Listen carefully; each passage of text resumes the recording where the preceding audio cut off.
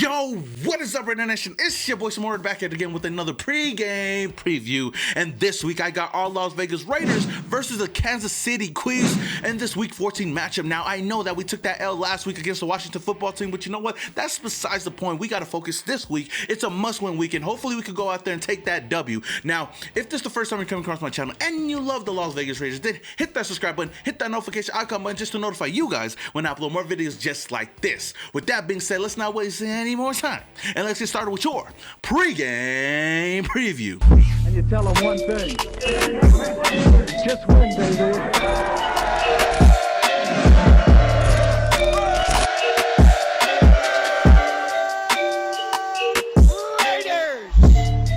Now y'all already know the vibes. We ain't starting no pregame preview without giving you guys some quick nation news that you can use. Now, the first bit of news, I know it's not really Raider related, but it's just me trying to show my respects to this certain player. As of yesterday, former Broncos receiver Demaryius Thomas passed away at the age of 33. He was found dead in his home, with reports saying that it could have been a seizure. All in all, as a Raider fan, no matter how much I despise the Broncos, Thomas definitely has my respect. This is definitely sad and is a huge loss to the NFL, and my prayers go out to his family and his close friends. In other news, the Raiders have activated Trent Sieg from the COVID/reserve list, and a corresponding move, the Raiders have released long snapper Carson Tinker. And as of a couple of minutes ago, the Raiders will be without their tight end, Darren Waller. He will be out this week against the Chiefs, alongside linebacker Patrick Onwuasu, defensive end Carl Nassib, and running back Jalen Richard. Linebacker Denzel Perriman is doubtful for the game. I'm hoping that he would be good to go this week because we would definitely need him on the defensive side of the ball. But some good news though, cornerback Trayvon Mullen should be ready to go this week against the Chiefs just in time to go out there and lock down Tyreek Hill. So the Raiders find themselves back in the loss column after losing to the team without a name last week, and we sit right now at 6-6, getting ready to head to Arrowhead to face our AFC West rivals, the Kansas City Chiefs. Since the bye week, we have only won one game out of 5. Even though the playoff picture isn't really out of reach, it's going to be tough getting there if we can't get our shit together. The Chiefs are on a 5-game winning streak, and one of those games were against the Raiders with a 41-14 victory. After starting off the season pretty rocky, they find themselves back on top of the AFC West. The Chiefs defense has finally stepped up in a huge way, especially in the secondary, with a takeaway in 7 straight games. So this will be a huge test for quarterback Derek Carr in a must-win game. The Raiders offense has been inconsistent throughout the season, especially since the bye week, being one of the worst in the NFL on third down conversions. The team will be without running back Kenny Drake for the rest of the season due to an ankle injury, but good news though, the Raiders could possibly get Trayvon Mullen back this week. Josh Jacobs should be able to help take the load off of DC this week against the Chiefs team that struggles to stop the run. But they aren't the only ones, because the Raiders have also struggled stopping the run this season, last week giving up over 100 yards to the football team. The last time Patrick Mahomes played the Raiders, he put together his best performance of his 2021 campaign with 406 passing yards and 5 touchdowns, so the defense will have to step up and do better. If this Raiders team wants any chance of making the playoffs this season, then it starts off by winning against the #1 team in the AFC West. I got the keys now.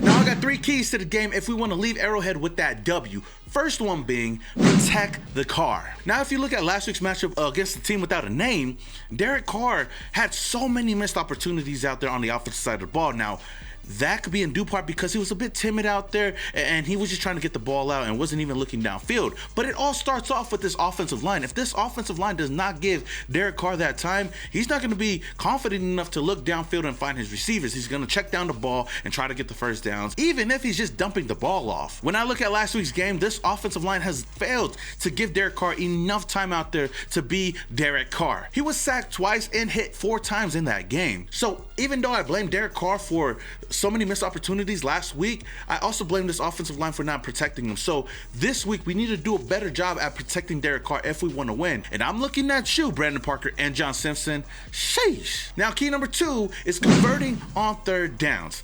I don't know how many times I need to talk about this week after week after week because this team seems to not get it together. I mean, it was another terrible week on third down conversions last week, only converting 2 of 8 times on third downs. That's horrible. And the sad thing about it was I was actually at the game, and when it came down to third downs, it could have been 3rd and 1, 3rd and 2, 3rd and 3, 3rd and 4, and so on. And I knew that this team most likely wasn't going to get that first down, and they only converted twice. It just seemed like our offense was going in and out of the field quicker than Designer's career. On 3rd and 5, I don't want to see our offense throwing east to west. They need to go straight, take a shot, or run it up the gut. Whatever it is, it's unacceptable that on a 3rd and 2, we cannot convert a third down. Like, come on, this offensive play calling has got to be better, whether it's Derek Carr or Greg Olsen's calling the play. Heck, throw the big oos up in there if that's what it takes to get a conversion on third downs. I don't care. 2 and 8 is unacceptable. And to the defense, I ain't even forgot about y'all because they need to do better stopping teams on third down. It seems like both of these guys, the offensive side of the ball, are getting off the field faster than the defensive side of the ball because the defense is staying on the field more than the offense.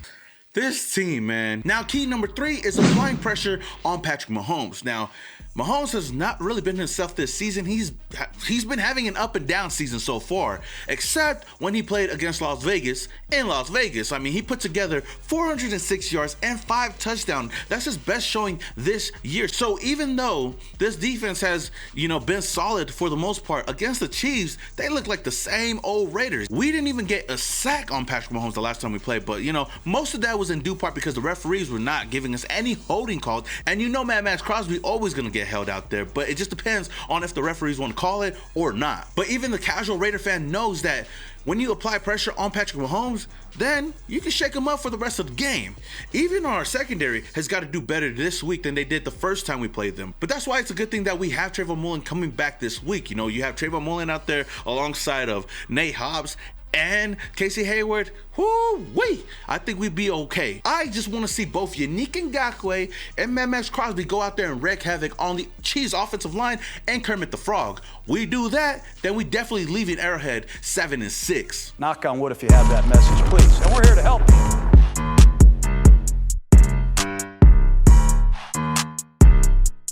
Now I got 3 players for you guys to keep an eye on in this game. The first player being our quarterback, Derek Carr. DC is always going to be on every Raiders fan watch list for the simple fact that this team can only go as far as he takes them. Carr has had to deal with a lot of adversity this season on the field and off, but at the end of the day, we expect this team to win. Last week, Carr struggled to move the offense down the field, tallying only 249 yards with no touchdowns. There were plenty of missed opportunities early on in that game to Deshaun Jackson especially, so I hope to see him execute better in this Week 14 matchup. If Derek Carr plays good, then we win. If he goes out there and plays like shit, then we lose. Simple as that. Player number 2 is running back Josh Jacobs. With the recent loss of Kenyon Drake for the rest of the season, look to Josh Jacobs to take majority of the load on the ground. Jacobs has been getting better lately, not only on the ground, but as a pass catcher as well. Last week he rushed only 13 times for 52 yards and a score. He also added a career high 9 receptions for 38 yards. Like I said before, Jacobs will be going up against a Chiefs team that struggles to stop the run, so I'm hoping that he can take advantage of that and help take the load off of Derek Carr. And the last player on my list is cornerback Trayvon Mullen. We could finally see the return of our former second-round corner Trayvon Mullen this week versus the Chiefs. He hasn't played since week 4 due to a foot injury, so it'll be good to see him back on the field. Mullen has had his way with the Chiefs' #1 receiver Tyreek Hill in their previous matchups. In week 10, Hill was able to torch the Raiders secondary for 83 yards and 2 touchdowns, but that was without Trayvon Mullen. With Mullen back in the lineup alongside of Casey Hayward and Nate Hobbs, I can see this defense ball out against the Chiefs and bring home that W. So, with that being said, Raider Nation, who is a player that you guys are looking forward to watching in this game, and what is your game score prediction? Let me know down in the comments below. Alright, Raider Nation, that is all I have for you guys today on this video. If you guys enjoyed the video, don't forget to smash that like button. If this is the first time you come across my channel and you love the Las Vegas Raiders, then hit that subscribe button, hit that notification icon button just to notify you guys when I upload more videos just like this. Until the next video, this is your boy Simone Raider, and your boy is, yeah! And you tell them one thing.